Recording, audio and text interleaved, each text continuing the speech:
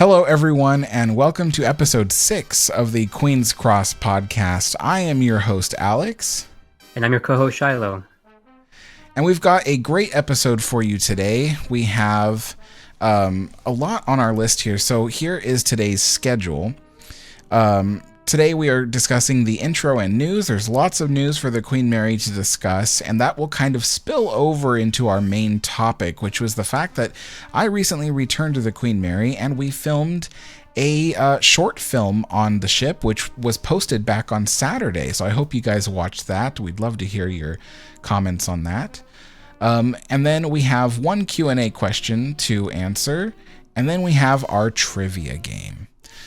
So one of the first things that happened on the Queen Mary is that there are pictures of little statuettes that used to sit on the second class entry on prom deck. So when you go into the second class area on prom deck, on either side were these little tiny vestibules where there would be these, I think they're like 18-inch tall statuettes, and there used to be 4 of them, not in that particular area, but in total there were 4 that were named after the seasons of the year, and 2 of them, one on either side, were in those vestibules, and 2 of them are currently on display inside the what's it called, the art museum? The former drawing room. Okay. And then, but yes, they have photographs of them on display in those vestibules, since they can't put the originals there because the originals might be stolen if they were just left there. But I thought that was a pretty neat callback to what used to be there, and I thought it was great that they included that. What do you think? I think it's good too, because the spaces kind of looked awkward, empty. Yeah, it kind of did. Yeah, and then it kind of led you to wonder what's the purpose of them. Were there flowers in there? Were there something? But at least now there's a little, alcove for them. So even if it's just a picture of them, it's still better than having nothing in there. So I think it looks nice. Yeah, I agree. The next bit of news that we have is actually something I covered a long time ago, probably when I first started doing these updates, which was there's a patch of ceiling in the main hall just before you go into the starboard promenade, and that was from a previous leak that had happened in the ceiling. They had to cut it out and replace it with a piece of drywall or gypsum board, whatever you want to call it, and it was never like painted to look like it matches with the rest of the ceiling around it. And when I was there just days ago, they actually had a maintenance guy or a painter come out and actually match the paint with the ceiling.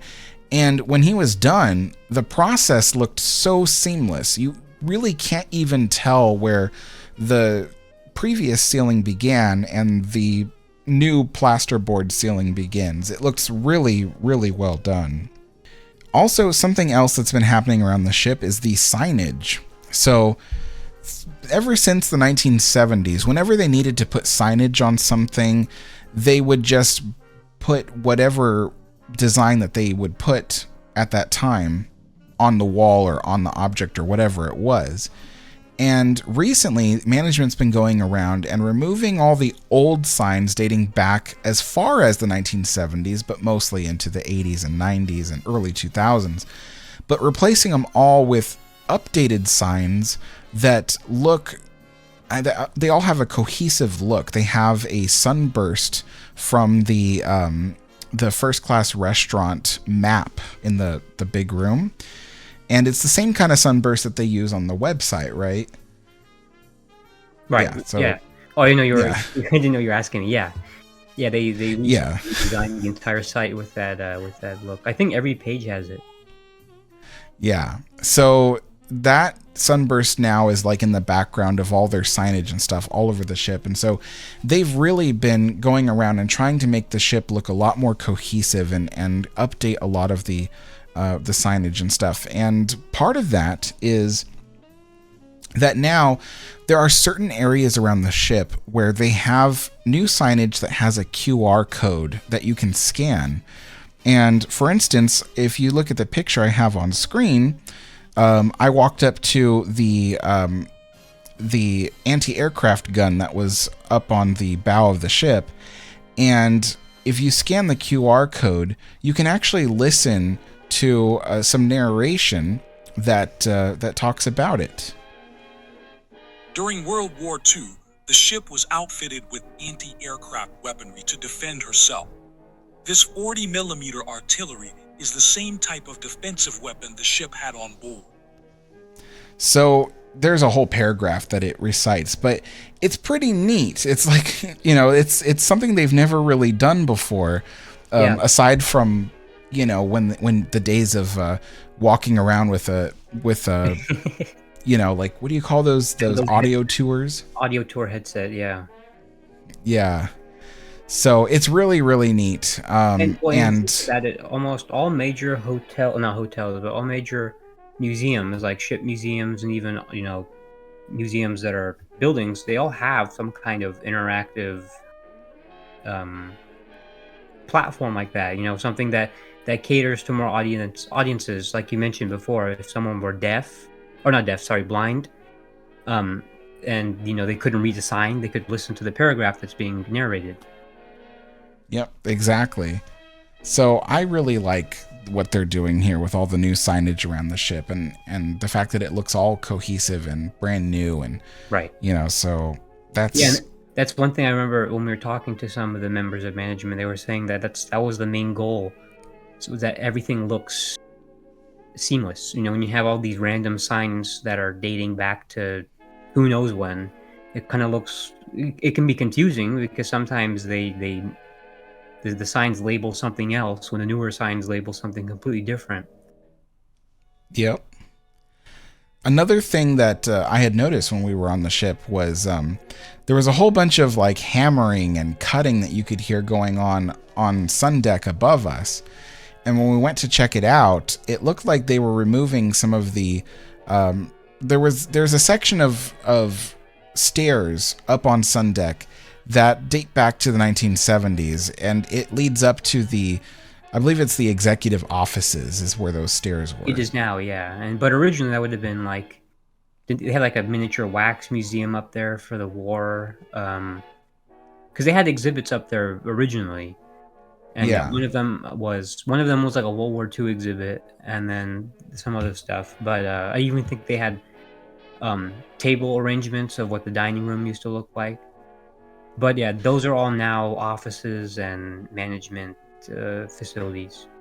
Yeah, and the stairs they were installed in the 1970s, so they're not original to the ship, but those particular steel stairs were so rusted and corroded. I mean, you could see that the steel, the layers of the steel were separating from each other, and so they were cutting out those stairs. And I wasn't on the ship long enough to see if they replaced them with new stairs, but there was a second set of stairs next to it, so it really didn't matter if they...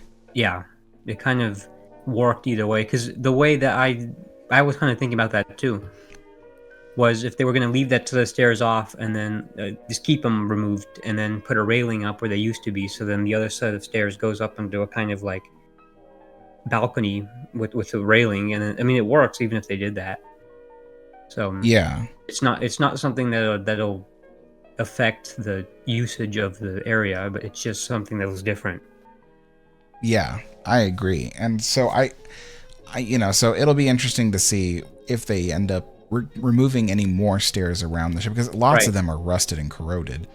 And another bit of news, we got Veranda Grill has been receiving some touch-ups in TLC.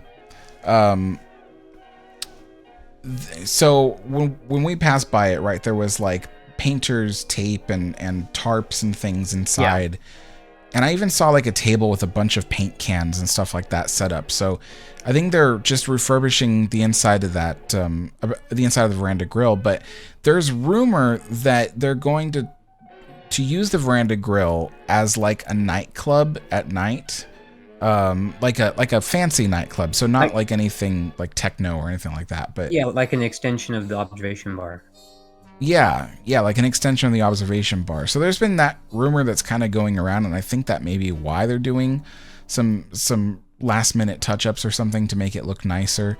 And they're preparing for summer because it's almost summertime. So we'll have to keep an eye and see what they do with Veranda Grill. Yeah.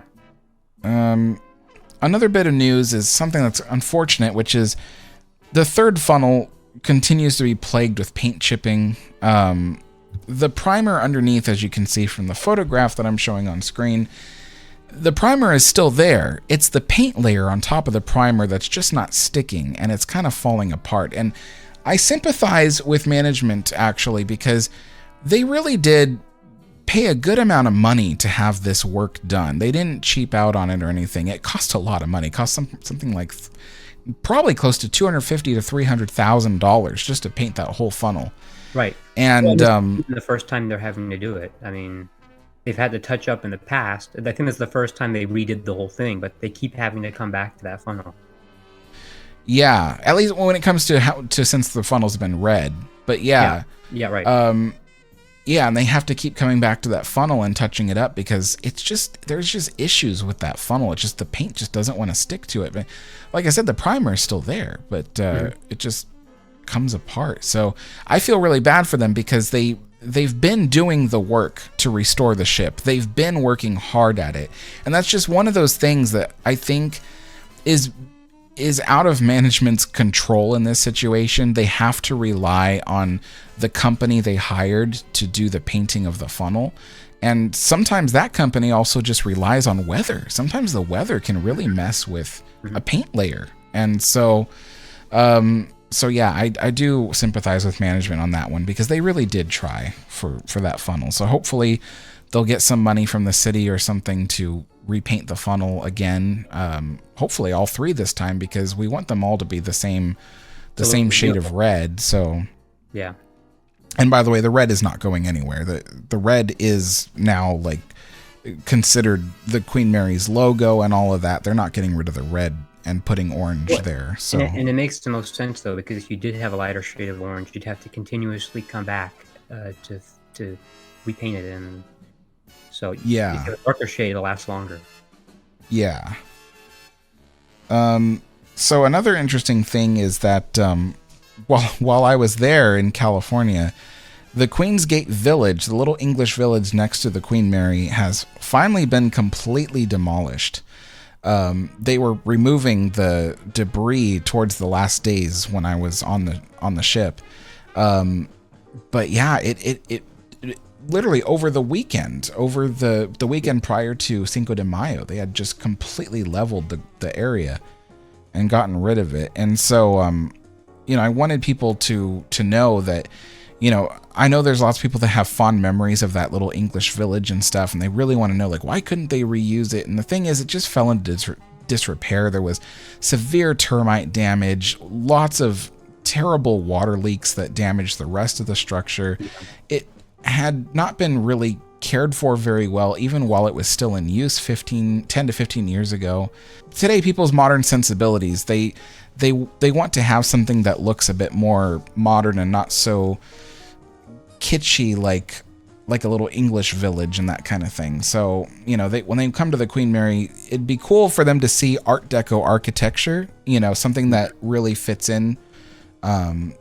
But this old English village architecture, I don't think it really had a chance in today's age. Yeah. And then Cinco de Mayo itself. I was on the ship for Cinco de Mayo. Almost didn't go, but I just decided, I'm like, I'll go. I'll go on that day. And I'll tell you, I was happy I went because the ship was full of people. I have footage going right now that shows just the bow of the ship filled with people. And it was like that on the inside too. You walk around promenade deck and all that. There was just tons of people all over. And it was so nice to see all these people enjoying the ship. The tours had completely booked out. There were like 30 people on each tour. I mean, it was amazing. And the thing was that I could swear, because I was passing by two of the ship's management at the time, And they had said something like there were 3,000 people aboard that day. I don't know about all at once, but they said that day. And I mean, they could have said 2,000. I'm pretty sure they said 3,000 people. And I was telling Shiloh earlier, well, we were talking about this earlier, is that that's 3,000 is the amount of people that the ship would have been filled with during her voyage. 2,000 some odd passengers plus 1,000 some odd crew members. So it was almost like seeing the ship completely filled with passengers again, you know, for the first time in, you know, who knows how long. 50 years almost. Yeah. So that was just so cool to see all those people, and they were all having fun and enjoying the ship. And, you know, there was margarita stands set up in various places and stuff to celebrate Cinco de Mayo, and places where people could take pictures. And it was great. It was just a wonderful party that the management had thrown on the ship, and it was very successful. So, you know, kudos to them for that. That was really neat. But just before the party, the Cinco de Mayo party started, there was an army of maintenance and custodial crew on the ship that had just descended onto the ship and were working constantly to do things. There were people cleaning the windows, polishing the wood, people changing light bulbs and touching up paint and, you know, sweeping and mopping. And it was just incredible. I'd never seen so many maintenance people on the ship before. And the same thing with all the custodians and stuff. They were really on their game, just cleaning up the ship and making sure it looked perfect for the Cinco de Mayo party. Yeah. And they were still walking around on the ship during the party too, making sure nothing was falling apart and everything was going well. And you were mentioning too that they made sure that the furniture was together, wasn't scattered around the room, like in the main hall, for example. Yeah. You know, every time someone would use one of the tables and chairs in the main hall, if they stood up, I mean, right afterwards, someone would come out and rearrange the table and chairs, make them look nice. I mean, everybody was on their game during that party. It looked amazing. And, you know, and those kinds of events, you know, the crowds can often leave a place looking kind of messed up. Right. But I mean, the crew was on it. They kept the place clean and spick and span throughout the whole thing. And, you know, the trash cans didn't even fill up either. People were buying all kinds of food and stuff, and the trash cans didn't overflow once. It was just really nice to see. Persistent, yeah. Yeah, so they did a wonderful job.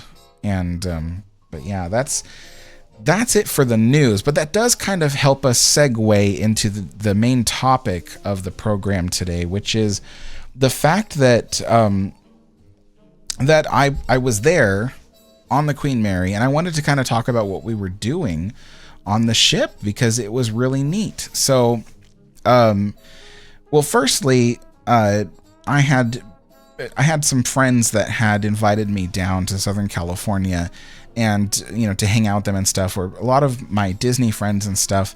And so I was hanging out with them, but I spent probably 5 out of those 7 days on the Queen Mary. Yeah.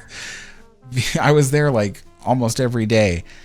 And it was so neat to be there so often. Never in my life have I been on the Queen Mary that much, like, you know, day after day. I haven't even been that persistently. Yeah, so it's really cool. Yeah, and so you know, and I didn't mention this before, but there's a chance that I'll probably be going back in fall sometime. So I'm really excited because I really want to go back. But one of those nights I was in Southern California, I had a room on the Queen Mary, a really nice room. M102 was what it was designated. And so we took the opportunity to film a short film on the Queen Mary. Well, I'll talk about the short film in a second, but I do want to mention something. So I met a lot of people on the Queen Mary. First and foremost, people always ask me, you know, what does the crew think of you, Alex? And I gotta say, I met a lot of the crew on the ship, both like various members of management, as well as various crew members.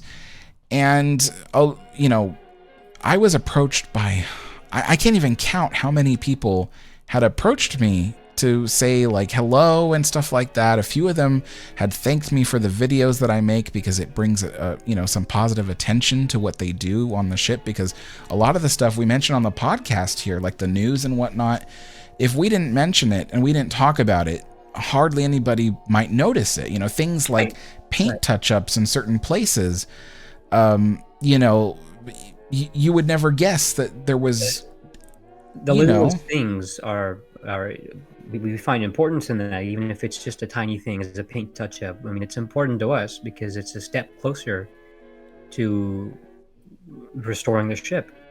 Yeah. And so, yeah, little things like that, the average visitor may not notice, but we notice and we bring attention to it.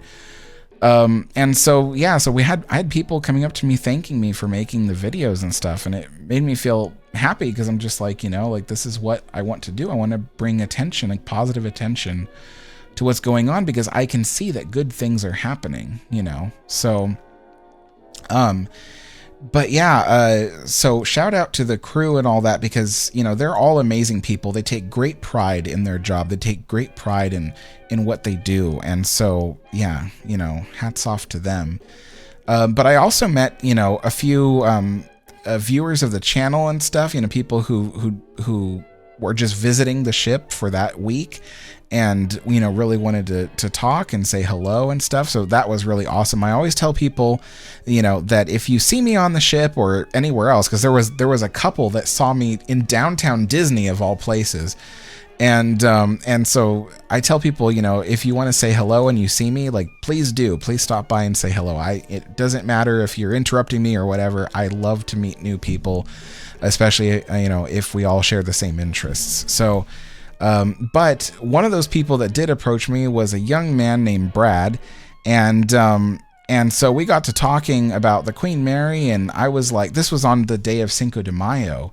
So I had said, well, you know, I'm not really doing anything today. I'm like, so why don't we just walk around and I'll like kind of show you all the cool stuff that the ship has, because Brad was visiting from the UK and this was his first time on the Queen Mary, and, you know, he's a big fan of the ship and wants to know more about it. So that was really neat. So we got to meet Brad, and now he's kind of part of our friend group now. So yeah. So pretty neat. I just wanted to mention that, but yeah, let's talk about the short film. So yeah, Shiloh, do you want to tell people how we kind of came up with this idea? Yeah. So initially it was kind of like an idea that you had, and it was kind of to retrace the steps of a passenger on board the ship in service years. But we realized that we can't really do that pinpoint accurate to what the ship looked like, because there's so many things that are different. There's the carpets are different. I mean, obviously the background scenery, you can have Long Beach there. You know, other things such as some places you can't even go to anymore, like the second class library, or I mean, there's not even a guarantee you'll be able to get a peek into the lounge. So it's just kind of like an iffy, like we can't really do this 100% accurate, but what we can do is find a way to work with the differences and somehow to make that seamlessly match together in a video that's half historical, but also takes also acknowledges that the ship is different. And so a way that we figure we could do that is my character is dead. He's a ghost, and he is not trapped, but he is stuck in the routine of what he was doing in 1949. But he's still on the ship, and the ship is in present day. So it works together pretty seamlessly. Yeah, you know, and it was interesting because, you know, we wanted to. So when we had finally decided, okay, he's got to be a ghost because it's the only way to really make this work. We knew that we didn't want to make it cheesy and scary and campy the way that, you know, might be done on movies and TV shows. You know, we wanted to honor the Queen Mary, but not, you know, tarnish the ship's reputation and the ship's story. And so we really had to walk a fine line. And ultimately what we decided was to show the ship in a historical light, and only at the very end really hint that the character had died aboard the ship due to a cause. He was already sick when he got on the ship. Right. And the fact that he never finished his voyage, and he just relives his voyage over and over. And the main subject, I guess, of the film isn't even about the fact that he's a ghost, or that he died on board the ship. It's really just about the experience of a passenger on board the ship, and it's just kind of a plot twist at the end that the whole time he wasn't actually there in present time. Yeah, and we were really obsessed about trying to capture the ambiance of the ship, So a lot of that has been lost over the years because, like, for instance, when you're on the ship and the ship was sailing at sea, there were things you could see and hear. You could see water out the portholes. You could see, or you could hear the engines, like the dull hum of the engines throughout the ship. The creaking of the wood in the hallways. And yeah, that was something I was excited to put back into the footage, was the creaking of the wood paneling. And through like 3/4 of the video, you can hear creaking in the paneling. Yeah. So too is like the shots of the extra of the ship when the ship is sailing. You can hear the roar of the water being pressed against the hull.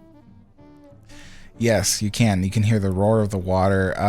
And then, there's also the thing that I think a lot of people would be excited about is is cast off, sailing away. Right.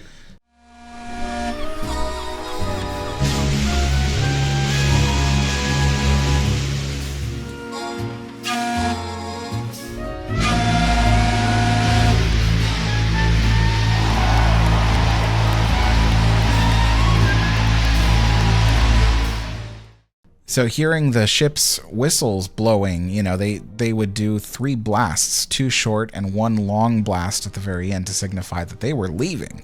Yeah, the ship was right. Yeah, and I was able to put in, the sounds of people cheering and all that, and the seagulls in the harbor and all that sort of stuff. So, I mean, it turned out to be this really amazing video, this really amazing film.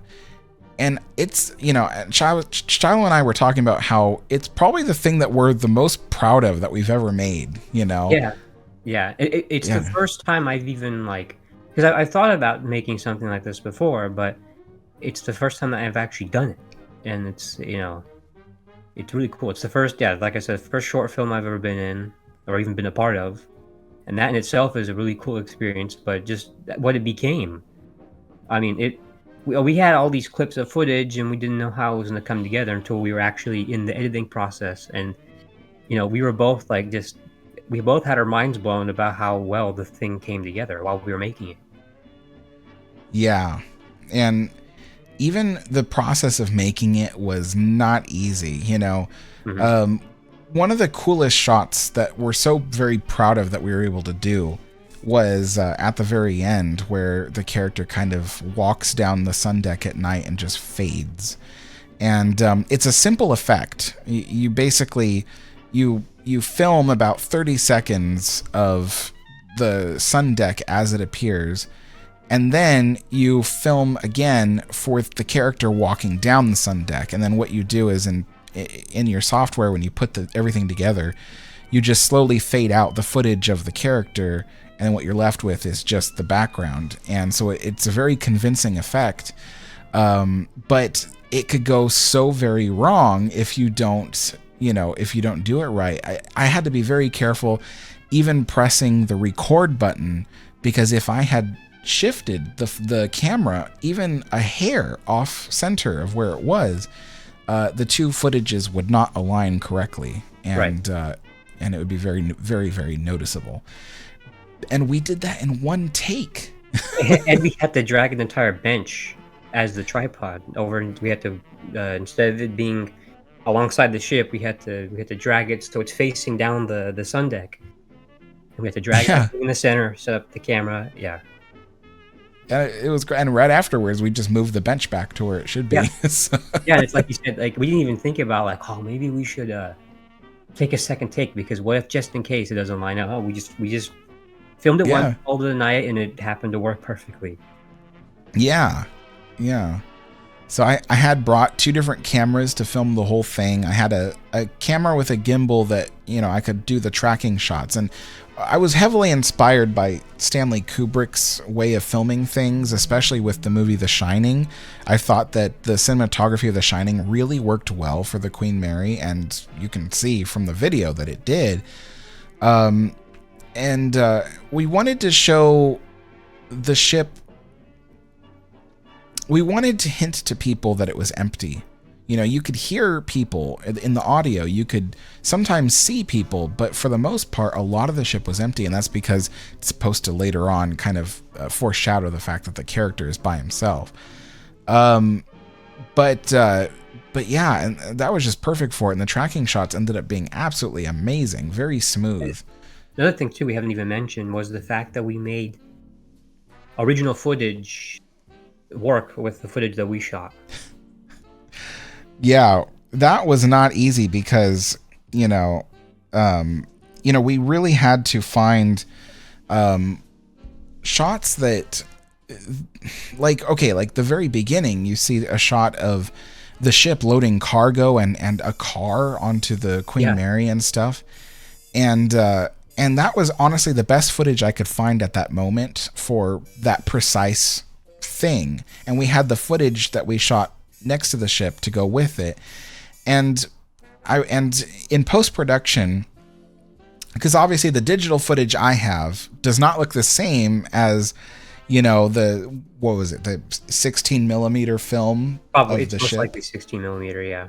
Yeah, and the 2 things didn't look the same whatsoever. So I had to carefully color match the digital footage of Shiloh to match the original footage. And then over the original footage, over everything, I put visual noise. It kind of helps to give a grain to the ship, to everything, to give it the look of film. Make it look like, to have a film-esque appearance, yeah.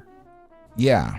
And the coolest part is that what I really like is the veranda grill scene, because there's a scene where he goes up to veranda grill and he's getting ready to open the door and he touches the door handle, and that's when everything changes. The color grading, the grain on the image, the music, the ambient sounds of the ship, like all that suddenly just disappears. Yeah. And so that was the mood of the music changes too. Yeah, the music goes silent for a while. It just completely goes silent. But when we do introduce music again, it's more of a somber. Yeah, that's a good description. Effect. Yeah. So that was something that we're just immensely proud of it. It turned out so well. And I'm trying to think if there was anything like specific we should talk about.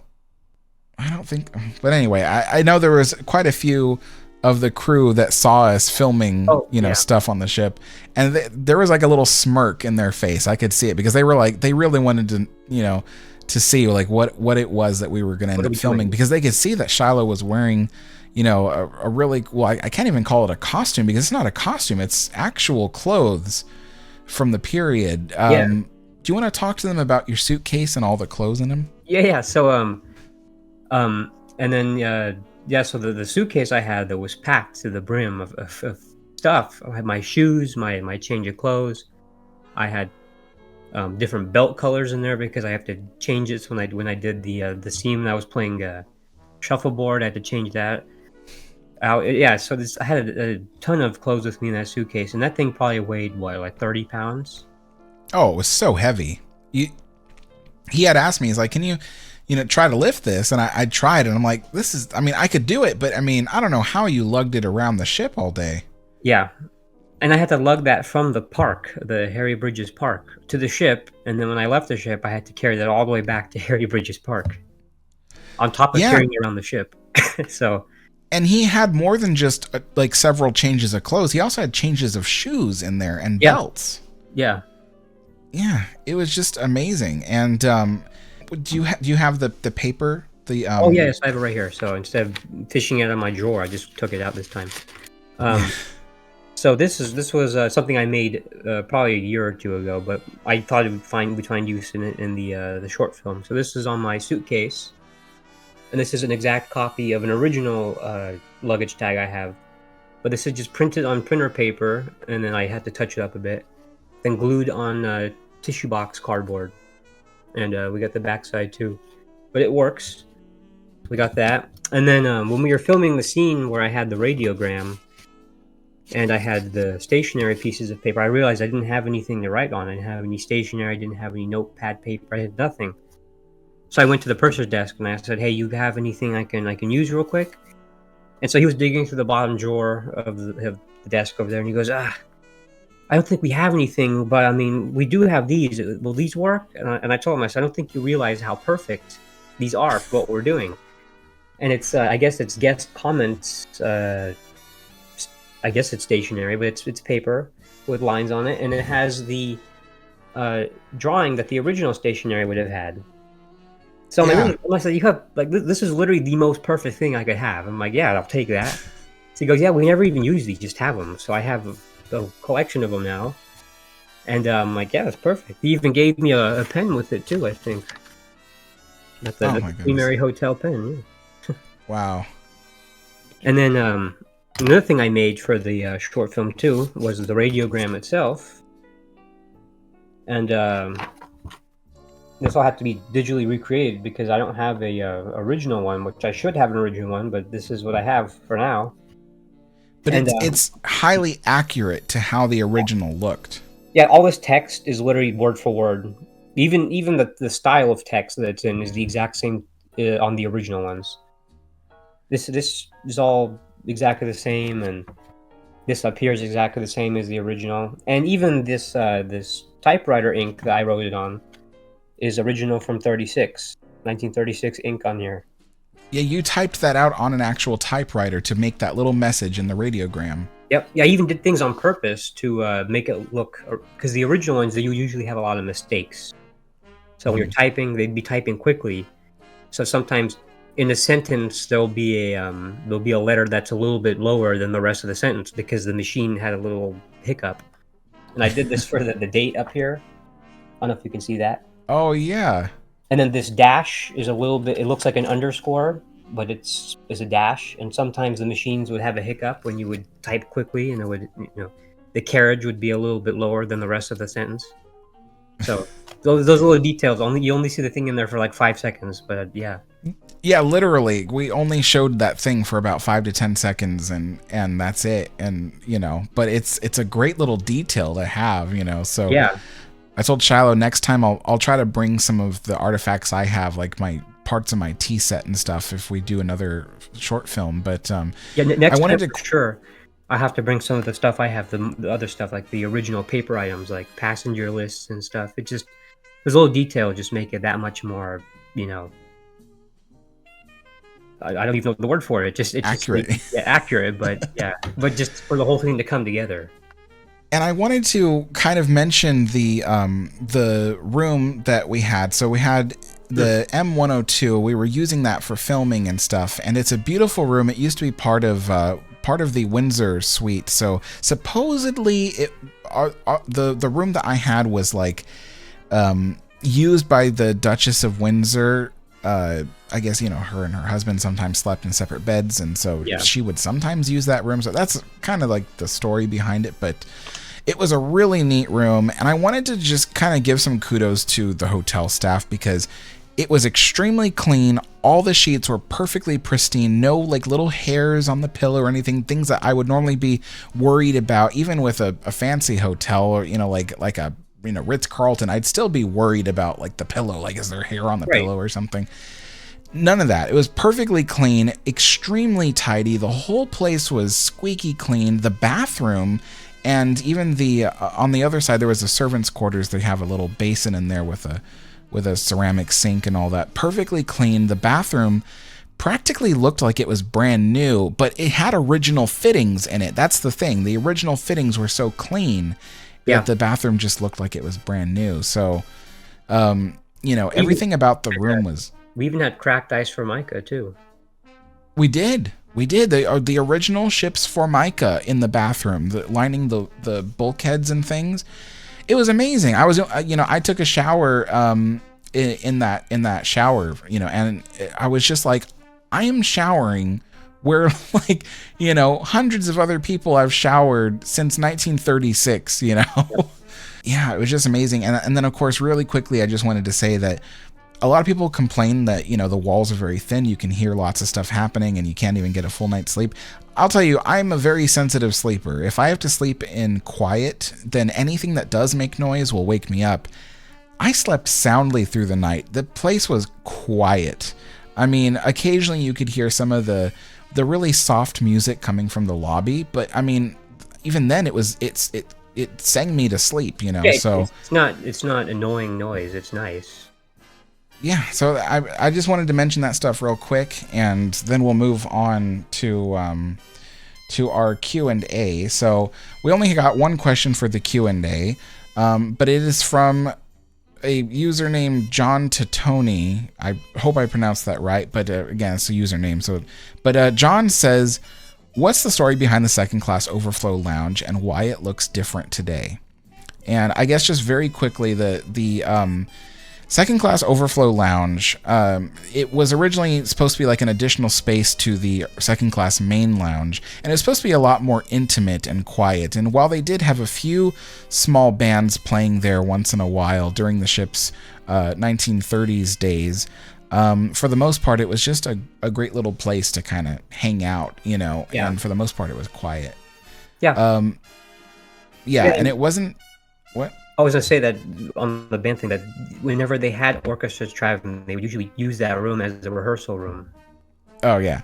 And so in the 1950s, they changed the room to be the Beachcombers Club. So it was designed to look like a beach with, palm trees and all that kind of stuff. Very similar to a tiki bar. Yeah, very similar to a tiki bar. And it was called the Beachcombers Club, and it was for teenagers. It was a place for teenagers and preteens to kind of hang out. There was like a 2-lane bowling alley, some arcade games, I think even a malt milkshake bar, I believe. Yeah. And when the ship came to Long Beach during the conversion, well, actually way after the conversion, I think this was the 1980s, that there was a mysterious fire that happened in that room. And this is kind of like what I was told. I don't even know if it's true, but everybody says it, so it's kind of become known as truth.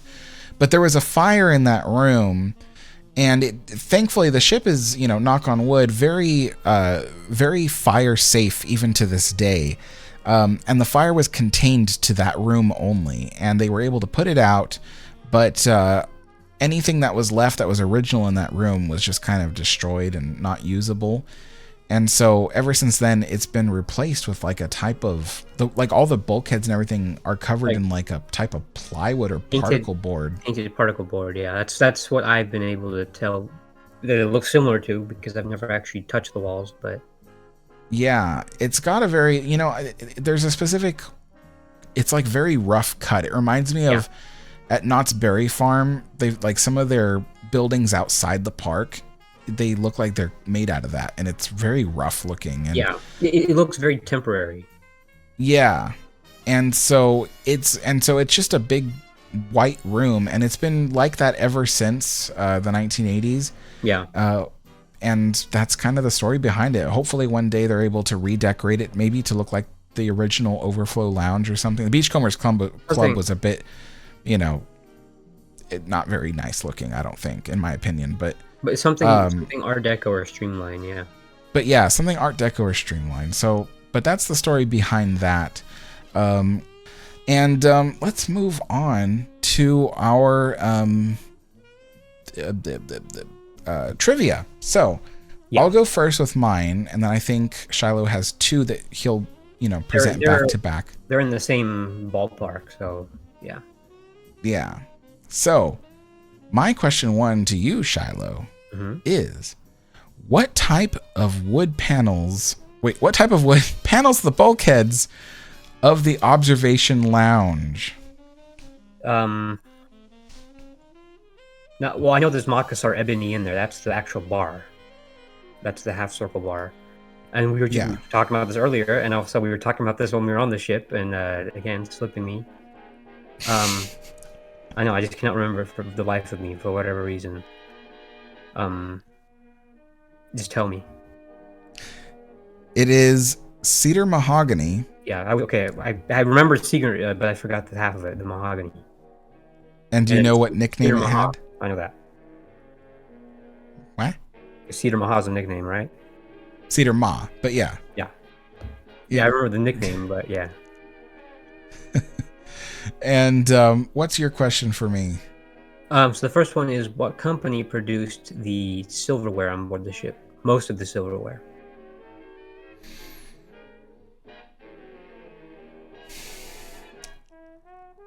We had just talked about this too. Yeah, we did. I'll give you a hint though. It What starts is with wrong with me? With an E. It starts with an E. Elkinson? Close, but not it. The beginning, the first 3 letters you had are right. I don't know. Elkington. Jeez. Mm-hmm. Yeah. That, by the way, folks, is on our website, RMSQM Wiki. You can find that information. I just can't remember it off the top of my head all the time, but it's on our website. So, yeah. And the second one's kind of similar to that. So, alongside of all the silverware too, but fixtures, some larger fixtures, true or false that they came from other ships like the Olympic when the Queen Mary was put into service?